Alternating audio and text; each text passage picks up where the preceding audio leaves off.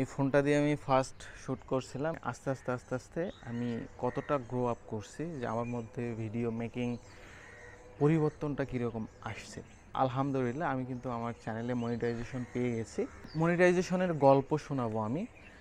আপনারা যারা নতুন ইউটিউবার হতে চাচ্ছেন বা 1 বছর 6 মাস বা 3 মাস 1 মাস হইলো আপনারা চ্যানেলটা ক্রিয়েট করছেন, ভিডিও বানানো শুরু করছেন, আমি তো বললাম আমি এত বড় ইউটিউবার হইনি যে আপনাদের আমি অনেক কিছু শিখিয়ে দিব, বাট আমি আমার অভিজ্ঞতাগুলো শেয়ার করব। তো চলেন আমি একটু আপনাদের দেখাই। এই যে এটা হচ্ছে মালটা, একটু আমি কাছ থেকে দেখাই। আলহামদুলিল্লাহ মালটাগুলো কিন্তু খারাপ না, মানে অনেক রস আছে, মিষ্টি।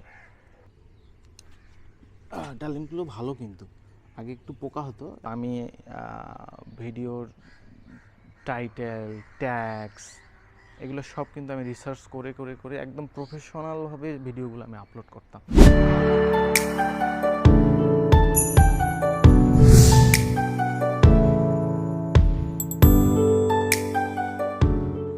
আসসালামু আলাইকুম, this is me Arfanul Haque Sohaib, back in Arfans created. আমি এখন দিনাজপুরে আছি, আর আমার পাশে দেখতে পাচ্ছেন গাছ, এটা হচ্ছে মালটা গাছ।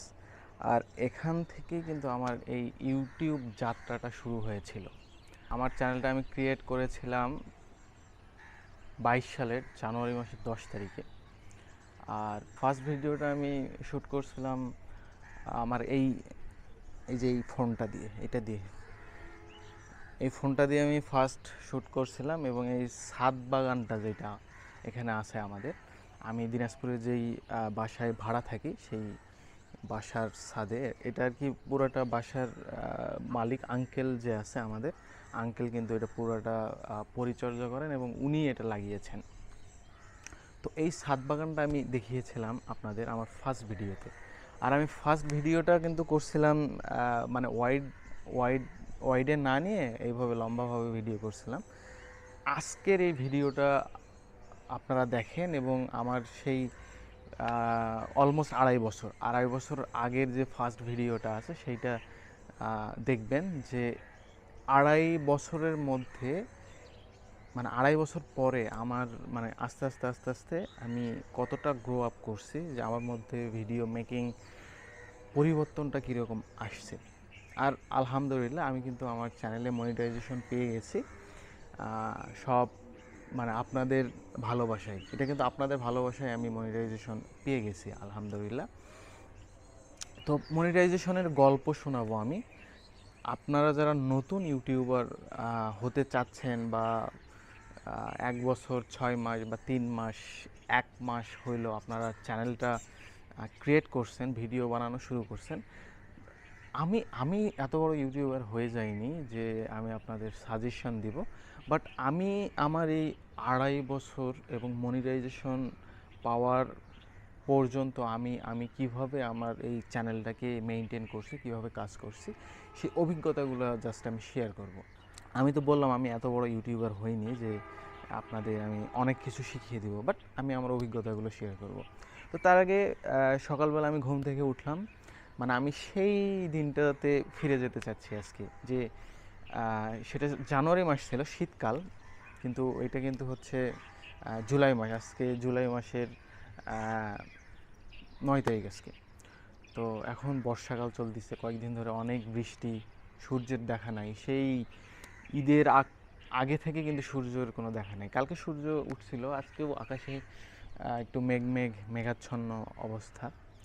তো আমি ওই দিনটাতে ফিরে যেতে চাই, যেদিন আমি ওই মোবাইল দিয়ে আমি ভিডিও করছিলাম। আমি প্রথমে একটু বাগানটা ঘুরে ঘুরে দেখাবো, মানে সেই গাছগুলো অনেক বড় হয়ে গেছে, ফল দিচ্ছে, কিছু গাছ এখন নেই, আবার কিছু গাছ নতুন আছে, তো সেগুলো একটু দেখাবো আপনাদের। তারপরে আমি আমার এই ইউটিউব যাত্রাটা নিয়ে আপনাদের সাথে আরেকটু গল্প করব।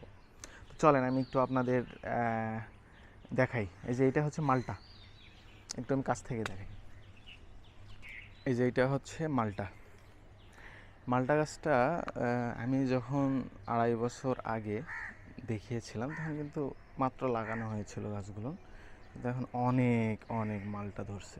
আলহামদুলিল্লাহ মালটাগুলো কিন্তু খারাপ না, মানে অনেক রস আছে, মিষ্টি। অনেক ধরছে অনেক। এখানে একটা মরিচ গাছ আছে, এই যে আঙ্কেল বেগুন গাছ লাগিয়েছে এখানে, একটা ছোট্ট বেগুন ধরছে এই যে। আর এই যে ডালিম গাছটা অনেক ছোট ছিল, কিন্তু দুইটা ডালিম গাছ ছিল। একটা ডালিম গাছ দুটো অনেক দিন ছিল, কিন্তু এই যে গত মাসেই মানে অনেক ঝড়, ঈদের আগে অনেক ঝড় হয়ে মানে অনেক বড় দিনাজপুরে একটা ঝড় হয়ে গেছিলো। তো ঝড়ের জন্য মানে আসলে ছাদেও বেশি লোড হয়ে গেছিলো, এই জন্য আঙ্কেল অনেক গাছ সরিয়ে ফেলেছে, মানে একটা একটা করে গাছ রাখছে। মানে যেগুলো বড় গাছ ছিল ওগুলো একটা করে রাখছে, আর বাকিগুলো সব মানে নিচে নিয়ে গেছে। ছাদে শুধু একটা করে, বা কোনো কোনো গাছ এখনও দুইটা আছে, কিন্তু ওই ডালিম গাছগুলো মানে ডালিম গাছ একটাই আছে শুধু। ডালিমগুলো ভালো, কিন্তু আগে একটু পোকা হতো, এখন একটু আঙ্কেল হচ্ছে কীটনাশক ব্যবহার করে, এই জন্য পোকা ধরে না। হ্যাঁ, এখানেও বেগুন গাছ, এই যে। আর এটা হচ্ছে ভুট্টা। আর দেখেন এই পেয়ারা গাছটা মনে পড়ে, আমি দেখিয়েছিলাম যখন, তখন মাত্র নতুন লাগানো হয়েছিল এবং দুইটা পেয়ারা ছিল। আর মাশাআল্লাহ দেখেন কত পেয়ারা। গাছটা আরও বড় ছিল, এটাকে ট্রিম করে দেওয়া হয়েছে। পেয়ারা দেখেন কত পেয়ারা। পেয়ারাগুলো এখনও খাওয়ার মতো হয়নি, এখনও 10-15 দিন পরে খাওয়া যাবে।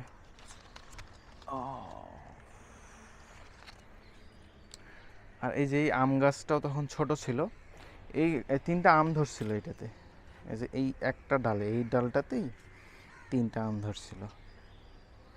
এখানে আঙ্কেল সিম গাছ লাগিয়েছে এবার, মানে এর মাঝখানে অনেক সবজি গাছ আঙ্কেল লাগিয়েছে, কিন্তু অনেক সবজি হতো। শীতকালে ফুলকপি, তারপরে হচ্ছে মানে বিভিন্ন ধরনের যেই সবজিগুলো না, যে শীতকালীন সবজিগুলো লাগাতো। এই যে এখানে আরেকটা পেয়ারা গাছ, এটাতে অনেক পেয়ারা ধরে, অনেক ধরছে।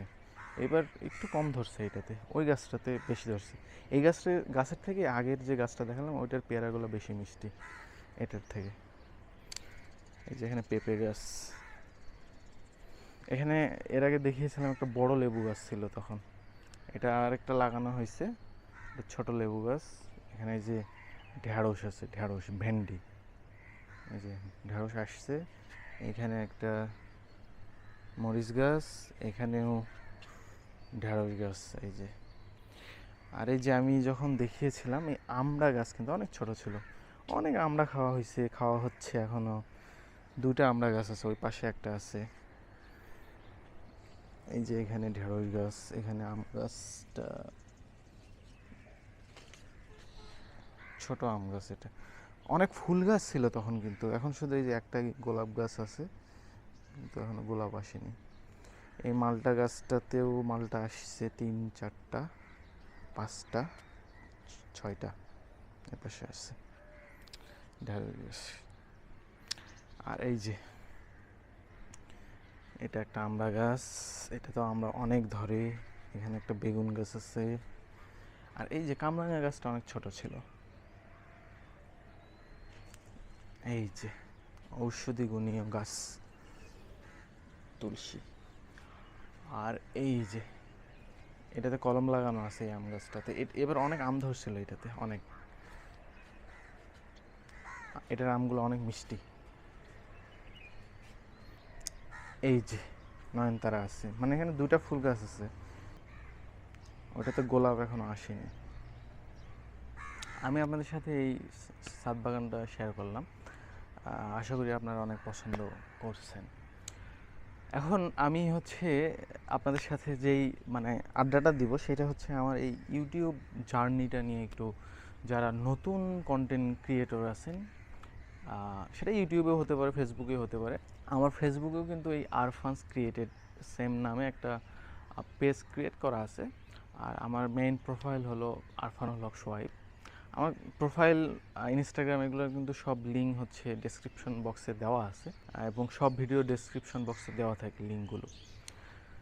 তো আমি কিন্তু প্রথম ফেসবুক পেজে অনেক ভিডিও দিতাম রেগুলার, মানে আমি ইউটিউবে যেটা দিতাম ইউটিউব ওইটাই হচ্ছে মানে কিছু ট্রিম মানে ছোট করে দেন ওইটা ফেসবুকে দিতাম।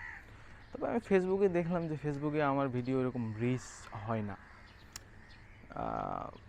হয়তো আমি মেবি ইউটিউবে যতটা আমি এফোর্ট দিছি সেটা কিন্তু আমি ফেসবুকে দিইনি, মেবি হতে পারে। এই জন্য আমার ফেসবুক পেজটা এখনও দাঁড়ায়নি, এখনও তলানিতে পড়ে আছে। তো যাই হোক, ফেসবুকে যারা কাজ করেন এটা রিলেটেড আর কি, এই ধরনের কাজগুলোই করতে হবে। আপনি ইউটিউবে করেন, ফেসবুকে করেন। তো আমি এই গল্পটা শুরু করার আগে আমি একটা অ্যানাউন্সমেন্ট দিতে চাই। সেটা হচ্ছে মানে আমার আগামী যে ট্যুরগুলো আমি প্ল্যান করতেছি এই 2024 সালে, সেগুলো নিয়ে একটু আমি এই ভিডিওতে একটু আপডেট দিই আপনাদের। সেটা হচ্ছে আমার নেক্সট মান্থে যাওয়ার কথা আছে সিলেটে যাব। আর আমি এর এর আমি গত কয়েকদিন আগে আমি কিন্তু আমার ফেসবুকে একটা পোস্ট দিয়েছিলাম এবং আমার ইউটিউবেও কিন্তু আমি শেয়ার করছিলাম। তো সেটা হচ্ছে আমি চিন্তা করতেছি যে আমি পরিকল্পনা করছি যে আমাদের দিনাজপুর জেলার যেই গ্রামগুলো আছে, গ্রামগুলোর সৌন্দর্য আমি আপনাদের সামনে তুলে ধরব, আপনারা যেন গ্রামের সৌন্দর্য উপভোগ করতে পারেন। কারণ দেখবেন আমার এই চ্যানেলটার হচ্ছে ভিডিওগুলো প্রথমে তো আমার এই ছাদ বাগান দিয়ে ভিডিও করছিলাম, তারপরে আমি দিনাজপুরের লোকাল বাজার নিয়ে ভিডিও করছিলাম, আমরা হাঁস কিনে নিয়ে এসে রান্না করছিলাম। তারপরে দেখবেন যে কয়েকদিন আমি হচ্ছে রেস্টুরেন্টগুলোতে খেতে গেছিলাম, সেগুলো ভিডিও করে রিভিউ দেওয়ার চেষ্টা করছিলাম। এইভাবে ভিডিওগুলো কিন্তু আমার শুরু হয়ে গেছে, কারণ আমার কিন্তু এই চ্যানেলটার নির্দিষ্ট নিশ ঠিক আছে আমি বলবো না। আমি কিন্তু আমার যেই লাইফ স্টাইল সেটা নিয়ে আমি ভিডিও করি, কিন্তু আমি ওই রকম না যে আমি একটা নিশের উপর আছি। জাস্ট আমার এটা বলতে পারেন যে কম্বো ভ্লগ, আমি আমার লাইফ স্টাইলটা আপনাদের সাথে তুলে ধরি। তো তারপরে আমি ওই কিছু রেস্টুরেন্টের ভিডিও করতাম, তারপরে আমার গ্রামে ভিডিও করা শুরু করলাম, গ্রামে ভিডিও করার মাঝখানে আবার ফুড রিভিউ করতাম। তারপরে কিন্তু আমার আমি ট্যুরে যাওয়া শুরু করলাম, যখন আমি ইয়াতে গেলাম বান্দরবানে। সেখান থেকে কিন্তু তার আগে কিন্তু বান্দরবান যাওয়ার আগে কিন্তু আমি হচ্ছে ইয়া করতাম, 23 সালের মেবি আমি আগস্ট মাসে আমি বান্দরবানে গেছিলাম 13-14 তারিখে। তো আমার তার আগে কিন্তু আমি ফোন দিয়ে ভিডিও করতাম। তারপরে আমি ক্যামেরা কিনলাম হচ্ছে বান্দরবান যাওয়ার আগের দিন, সেটা হচ্ছে মেবি 12 আগস্ট 2023 সালের। তখন হচ্ছে আমি এই ক্যামেরাটা আর কি ইনভেস্ট করি তখন।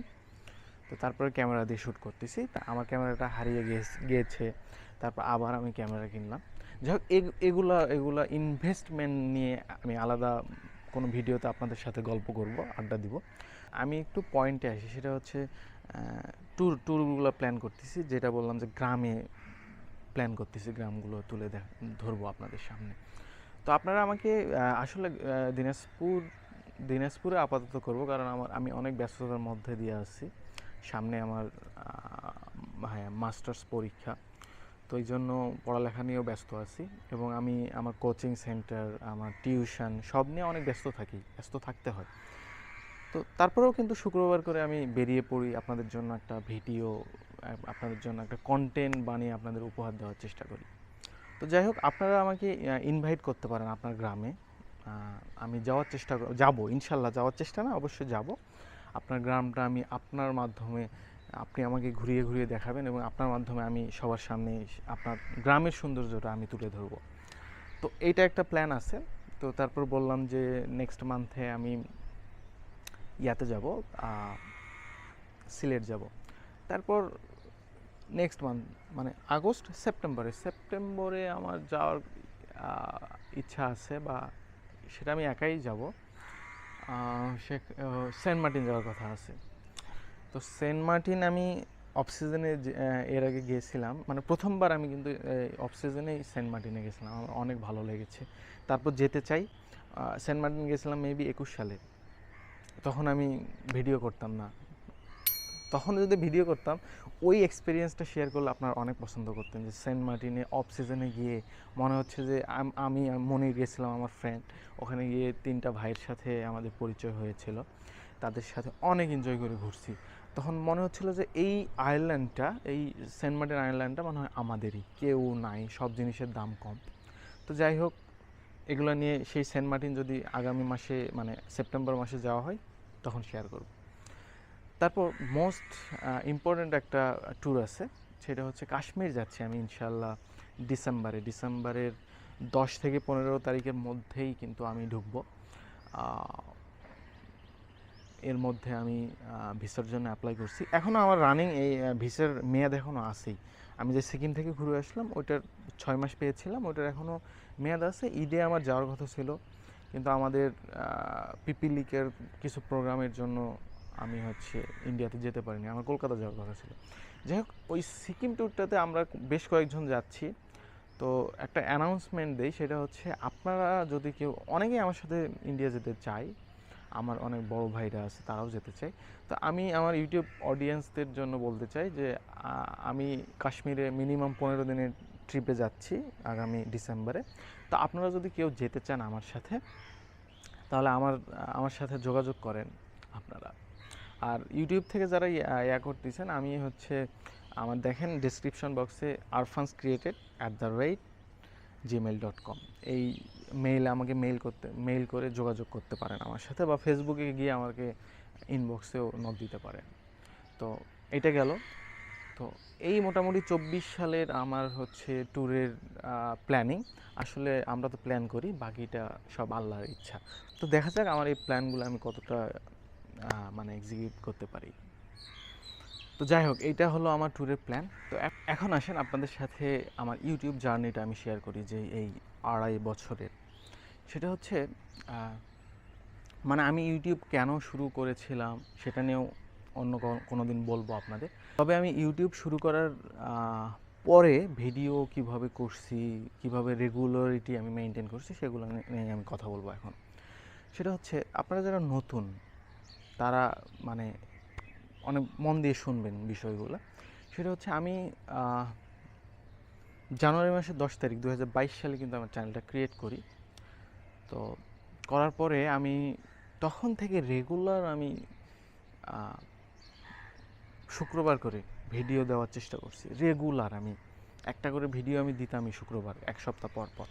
আগের ভিডিওগুলো দেখবেন, আগের ভিডিওর কোয়ালিটি, আমার কথা বলার স্টাইল, আমার জড়তা, এগুলো কিন্তু আস্তে আস্তে আস্তে আস্তে আমি গ্রো আপ করছি, একদিনে হয়নি কিন্তু।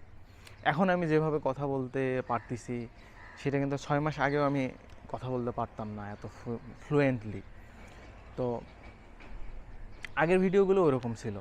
তো যাই হোক, আমি কথা বলতে পারতাম না বলে আমি ভিডিও করা ছেড়ে দিব সেটা কিন্তু না। আমি আপনারা প্র্যাকটিস করতে থাকেন। আমি কিন্তু একদম প্রফেশনালিজম একদম আমি মেনটেন করছি। আমি প্রত্যেক সপ্তাহে, মানে আমি এই শুক্রবারে আগে, মানে আমি তো অনেক ব্যস্ত ছিলাম, আমি টিউশন কোচিং, আমার কোচিং সেন্টার আছে, আমি স্টুডেন্ট পড়াই। তো সেগুলো নিয়ে আমি ব্যস্ত থাকতে হয়। আমি শুক্রবার ছাড়া কিন্তু ফ্রি থাকি না। একটা দিন আমি শুক্রবার একটু ফ্রি থাকতাম, ওই দিন আমি হচ্ছে আগামী শুক্রবারের জন্য ভিডিও মেক করতাম। তো এইভাবে চলতো। আমি ভিডিওর টাইটেল, ট্যাগস, এগুলো সব কিন্তু আমি রিসার্চ করে করে করে একদম প্রফেশনালভাবে ভিডিওগুলো আমি আপলোড করতাম। যে মানে সময় নাই আমার হাতে বা ভালো লাগতেছে না, আমি জাস্ট একটা পোস্ট করে দিলাম, এরকম না। আমি প্রফেশনালি সব কিছু মেনটেন করে রিসার্চ করে করে করে আমি কিন্তু ভিডিওগুলো আপলোড করতাম। থামনেইলের কথা বলবো। থামনেইল আমি এখনও, মানে আমি এখনও থামনেইলে একটু উইক আছি, কারণ মোটামুটি আমি থামনেইল যেটা পারি, চিন্তা করতেছি আমি প্রফেশনালভাবে থামনেইলগুলো বানাবো।